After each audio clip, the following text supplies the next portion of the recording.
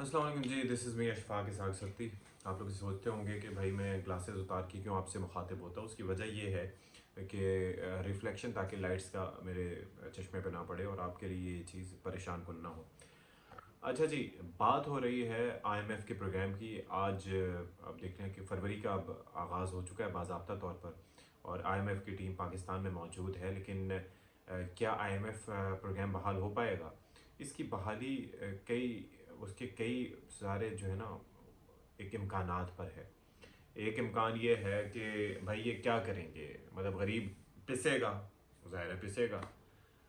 और जो चीदा चीदा इसकी चीज़ें हैं वो मैं आपको बता दूं, और उसके ऊपर अपना डिसप्लेजर भी मैं शो करूंगा। लेकिन आपको बताऊं कि हुआ क्या है। ये जो आईएमएफ से कर्ज लिया था हमने, और ये उस वक्त लिया था 2019 में, जब आपको याद होगा कि खान साहब की गवर्नमेंट थी और उस वक्त हमें बैलेंस ऑफ पेमेंट के क्राइसिस दरपेश थे।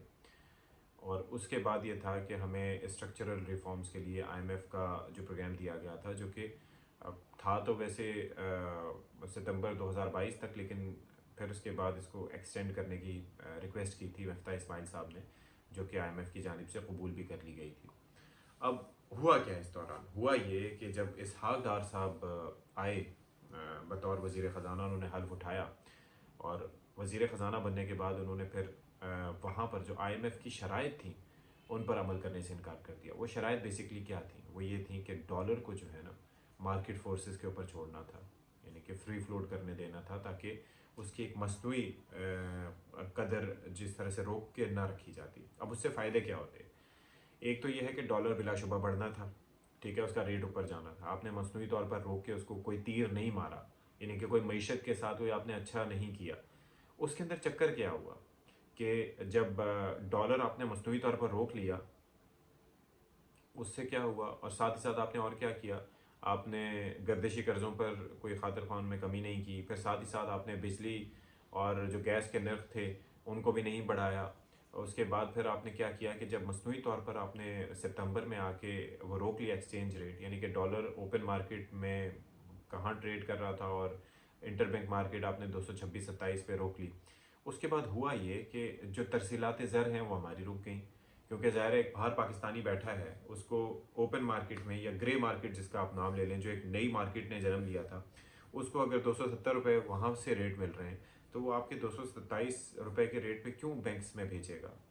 इस वक्त आप देख लें कि हमारे ज़र मुबादला के ज़खायर जो है वो 3.6 बिलियन डॉलर तक पहुँच गए, जो कमर्शियल बैंक्स के ज़खायर हैं, जो कि लोगों के यानी कि पैसे होते हैं, उनको मिला के तकरीबन 8-9 अरब डॉलर हैं।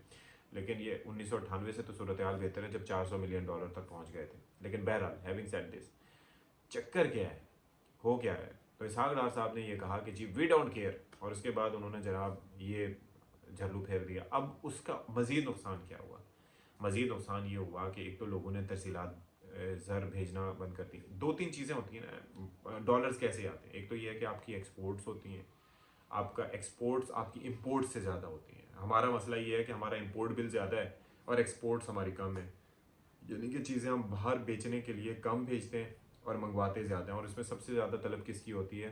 तेल की, एनर्जी की, भले तेल हो या गैस हो। अब तो ये है कि वो ज़र खुद किफ़ालत भी वो खड्डे में चली गई ना। अब तो गंदम भी हमने मंगवानी है, हर चीज़, दालें भी हमने मंगवानी है, पल्सेस वगैरह भी हमारे पास नहीं होती, और हत्ता कि प्याज भी हमें मंगवानी है।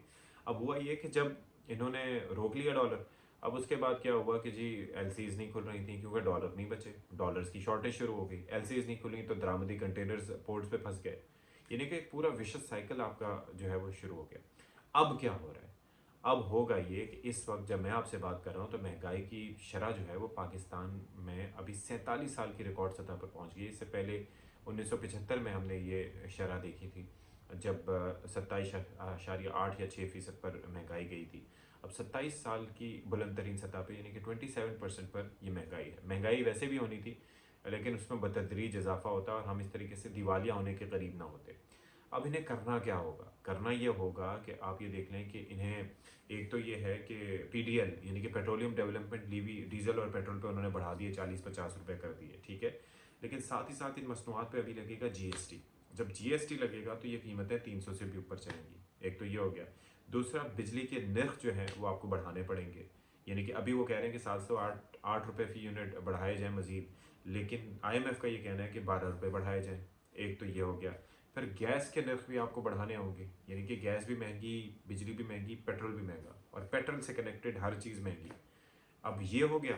اس کے بعد کیا ہوگا کہ یہ فروری میں، مارچ میں یہ جو امکان ہے اور یہ خدشہ ہے، یہ وہ خدشہ ہے جو ہمارے لیے رونگٹے کھڑے کرنے کے مترادف ہے کہ مہنگائی کی شرح 32 سے 33% تک جائے گی. یعنی کہ جو اس مہینے 27% ہے، اگلے 2 مہینوں میں 33% تک مہنگائی کی شرح جا سکتی ہے.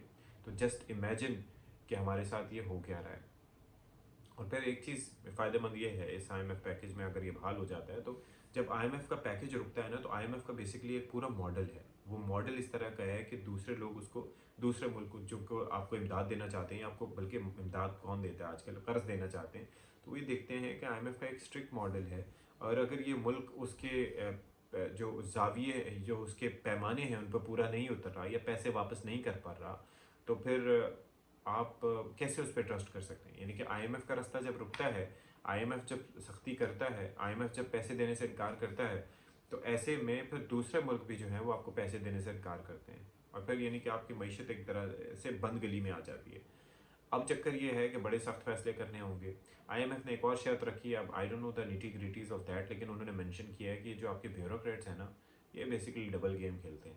ان کے ملکی اور غیر ملکی جو اثاثے ہیں وہ پبلک کریں، ان کا پتہ ہونا چاہیے کہ وہ کیا، کہاں کہاں کیا کیا اثاثے ہیں.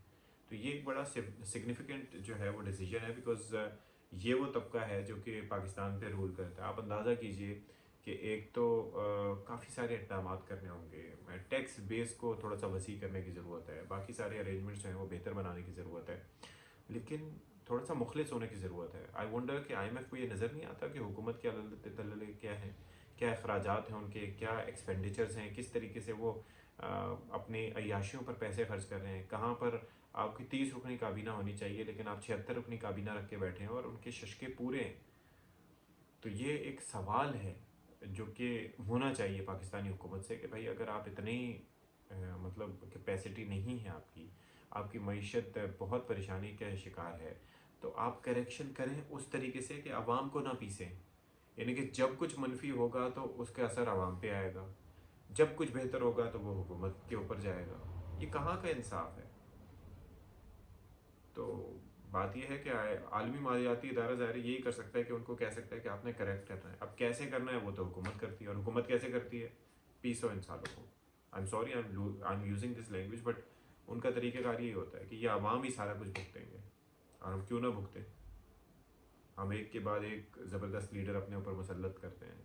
خیر اس دفعہ تو قصور عوام کا نہیں ہے، لیکن بہرحال اثرات تو بھگتنے پڑیں گے. Stay tuned for more G.